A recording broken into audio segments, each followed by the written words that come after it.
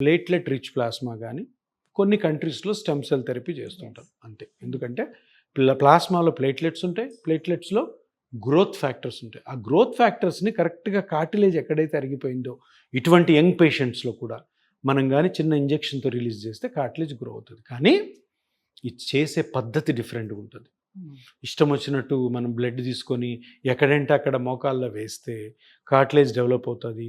లేదు ఏ నొప్పి ఉన్నా కానీ అన్ని జబ్బులకు ఒకటే మాత్ర అన్నట్టు పిఆర్పిని ఎక్కడ పడితే అక్కడ వేస్తే అది రికవరీ అవుతుంది అని కూడా అపోహ. అటువంటి డాక్టర్ల దగ్గరికి వెళ్ళకండి. ఎందుకంటే దీని గురించి బాగా సబ్జెక్ట్ ఉండి దీని గురించి బాగా ఎక్స్పీరియన్స్ ఉన్న డాక్టర్లు ఎవరైతే ఉన్నారో వాళ్ళ దగ్గరికి వెళ్ళి కరెక్ట్గా స్కానింగ్ చేసుకొని ఆ స్కానింగ్లో డాక్టర్ గారు మీకు ఎక్స్ప్లెయిన్ చేస్తారు.